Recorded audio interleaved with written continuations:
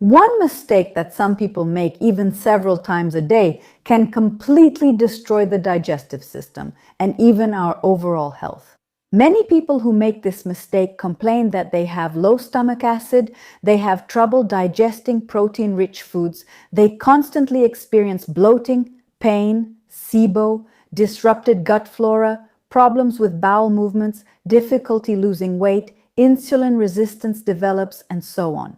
Many different conditions, one cause. But for you to understand at what point many people make this mistake, I need to explain to you what the phases of digestion in the stomach are, because we make different mistakes at many stages, but a lot of people completely ignore the fourth stage of digestion in the stomach. And you know, this process of digestion actually doesn't start in the stomach. And this first phase, which is more psychological, I think that's what you can call it, it starts in our brain. And the triggers are our sight and our sense of smell, because all it takes is seeing someone eat, or we smell the aroma, the scent of some dishes, and we already start to feel hungry. We're watching a movie and they're eating there. So we start thinking whether we should make ourselves a sandwich. And if we turn on a cooking show, we immediately run to the fridge for a snack because suddenly we're very hungry. Because that's exactly how the first process of digestion starts, right here in our brain, in our head. The second process, the basic one, starts in the stomach. It's the gastric phase. And this is where the most happens. Up to 60 or 70% of hydrochloric acid is produced at this stage, while about 30% is produced during the first one. When we think it would be nice to eat something like that, like they're eating over there, our saliva is already being produced, and stomach acid is too. But it's really at this second stage, when the food reaches the stomach, that everything kicks in, everything starts working. Because food stretches our stomach, it sends certain signals to the brain that it's time to start digesting the food. Especially if it contains protein, whether from animals or plants, that's when the hydrochloric acid starts to be produced. The third stage is the intestinal stage. That's when the food is already partially processed and starts moving from the stomach to the first part of the small intestine, the duodenum. Here the intestines are already signaling the stomach, a signal to slow down the secretion of digestive juices and acid, because it can really irritate us here. And at this stage, the stomach should really start slowing down and gradually stop secreting hydrochloric acid, so as not to irritate the delicate mucosa in the duodenum, unless we decide that we can still have seconds. And we add even more to it. So let's not be surprised. After overeating like that, inflammation often develops, and very often problems with hyperacidity or hypoacidity appear later, and very often with belching and reflux. However, the worst mistakes are made by us right after this stage, because once these three main stages are over, the cleanup phase begins. The fourth stage is when, about 60 to 120 minutes after eating, our body sends a signal to the muscles in our digestive system. The so-called migrating motor complex, MMC, is activated. That means all these muscles, starting from the stomach and throughout the small intestine, contract, pushing and squeezing all the food remnants into the large intestine. What is the purpose of this? You need to clear out the stomach here. You need to clean up everywhere, clean up the small intestine so that harmful bacteria don't develop. If we interrupt this stage at this moment because suddenly, an hour after a meal, we decide it's a good idea to have some coffee with a cookie, and instead of letting our body clean up, it gets more food to digest. You could say it like this: our cleaning crew drops all their tools, whatever they were using to clean, and now goes back to digesting again. And that's a big problem.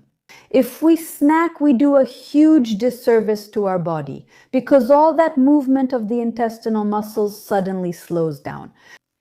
And because it's already so slow, The bacteria that are in the large intestine can easily move into the small intestine where they shouldn't be at all. And SIBO develops. And if our cleaning crew hasn't managed to clean up the food remnants from the small intestine, then the bacteria that got in from the large intestine have something to feed on. People wonder how even young children end up with SIBO. Well, very often, a yogurt for a child between meals seems like a good thing. And on top of that, maybe an apple as well. And if they ate well, then they deserved a little candy in the meantime. And when our children are constantly snacking on something, then later a small child ends up with SIBO. And we wonder what's wrong. Maybe it's the wrong kind of bacteria. Yes, there can be different reasons, but one of the most important ones, and the one that depends on us, is giving food when the body was supposed to do something completely different, not digest again. Another danger, besides the fact that SIBO can develop in such situations, is that by snacking, we give our stomach an acid bath. It produced a lot of hydrochloric acid to digest the food.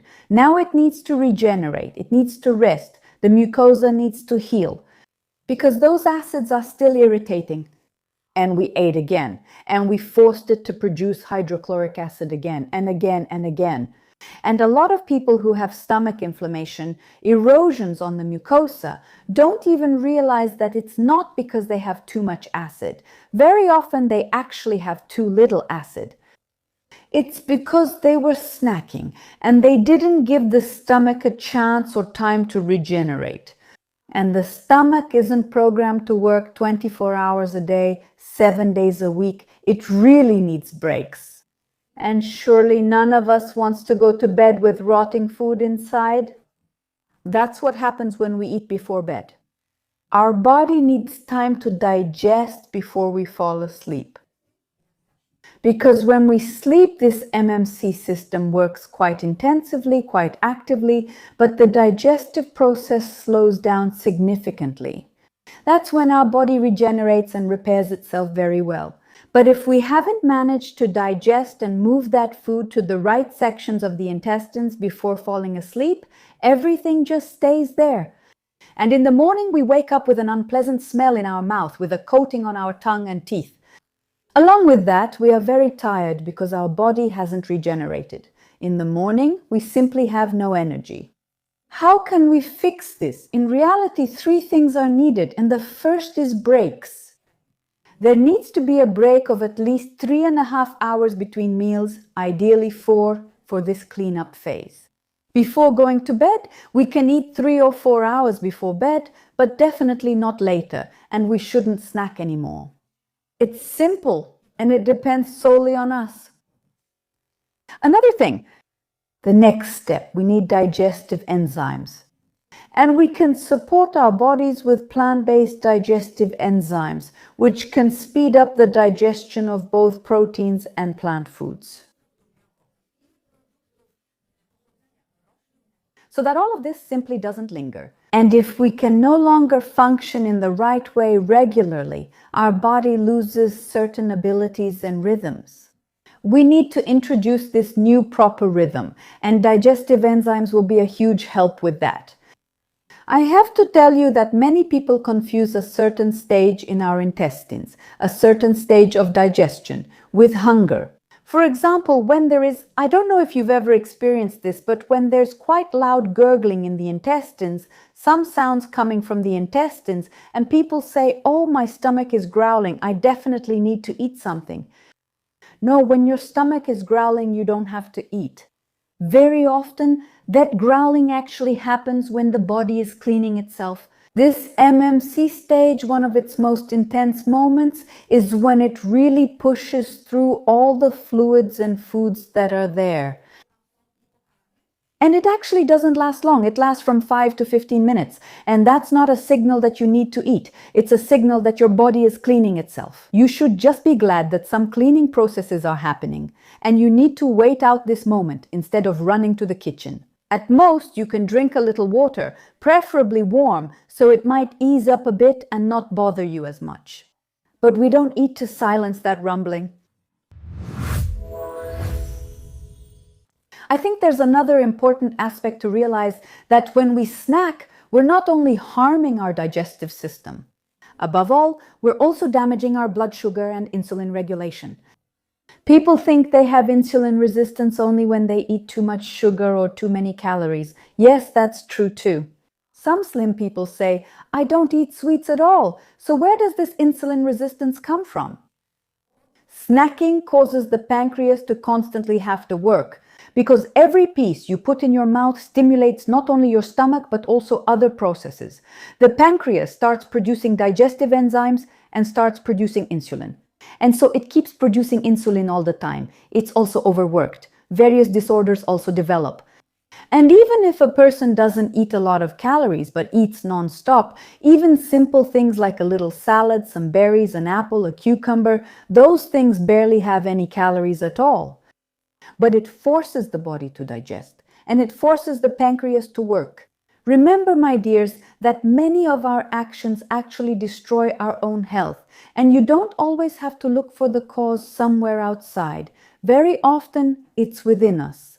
But if we don't realize it, we can't fix it. And that's why we should remember, the first step is the timing of meals. There must be a gap of 3.5 or 4 hours. The second step is proteolytic enzymes, which will support us. These are the enzymes that aid digestion, plant-based enzymes, not animal-derived ones, which won't replace our body's own functions, but will support them. This is very important. And our third supporting step will, of course, be herbs. Herbs that, on one hand, will improve digestion, but on the other hand, will repair the damaged, tired, and strained mucosa. These include mint, ginger, and Baikal skullcap, and you can reach for such herbs, or you can choose a ready-made supplement. Because the first step, not eating all the time, depends on us. And the second and third steps, when it comes to enzymes and herbs, that's where dietary supplements can help you. And for example, the dietary supplement that I created, I made my own formula called EnzyClear. I made it with the idea that the digestive system is the foundation of our health. We need to get things in order here. If we don't fix things here, it's very hard to solve the other problems. Because everything is connected, and as we know, true health really begins in the gut. That's why you should reach for a ready-made multi-ingredient supplement called EnzyClear. You can find it in my store, nataliasamarik.pl. I'll put the link for you in the description below this video. I hope that the tips I shared in this video will be both understandable and very useful for you. Thank you for your attention and see you in future videos. I wish you good health.